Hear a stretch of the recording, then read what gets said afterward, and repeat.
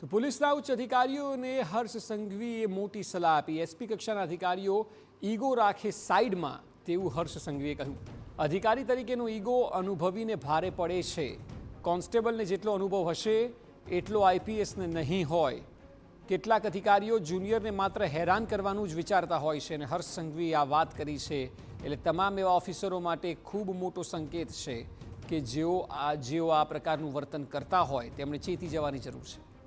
કારણ કે કોન્સ્ટેબલને જેટલો અનુભવ હશે તેવું બની શકે કે આઈપીએસ ઓફિસરને પણ ન હોય, કારણ કે વર્ષો સુધી તેણે સર્વિસ આપી હશે અને આઈપીએસ બની શકે કે પરીક્ષા બાદ સીધા ત્યાં અપોઇન્ટ થાય।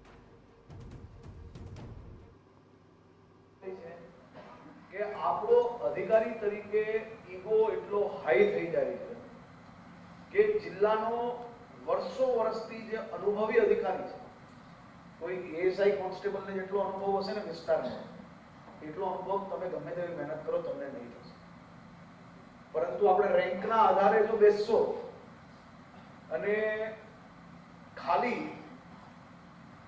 ફિઝિકલી જો પ્રેઝન્ટ રહેશો તમે મીટિંગની અંદર, તો એ મીટિંગમાં તમે તમારો ટાઈમ બી વેસ્ટ કરો છો અને આપણી પાસે જે સ્કિલ્ડ ટીમ છે, જેની કેપેસિટી છે, જેનો નીચે સંપર્ક છે, જે જિલ્લા માટે કંઈક સારું કરી શકે છે, એ વ્યક્તિની તાકાત બી ફેલ થઈ જાય છે।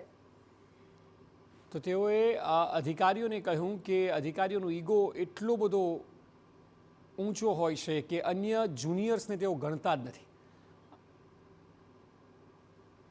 કેટલાય લોકો એવા હોય કે જે સવારથી સાંજ સુધી જુનિયર સ્ટાફને કઈ રીતે આખો દિવસ હેરાન કરાય, અને કેટલાય લોકો એવા હોય કે જુનિયર સ્ટાફને એક શ્રેષ્ઠ ટીમ લીડર તરીકે એની ભૂલ થઈ હોય તો એને વાળવો કઈ રીતે, એને સારું કામ કઈ રીતે કરે, એ ખોટી રીતે ક્યાંય ફસાઈ ગયો હોય તો એના ખભે હાથ મૂકીને એને સહયોગ કઈ રીતે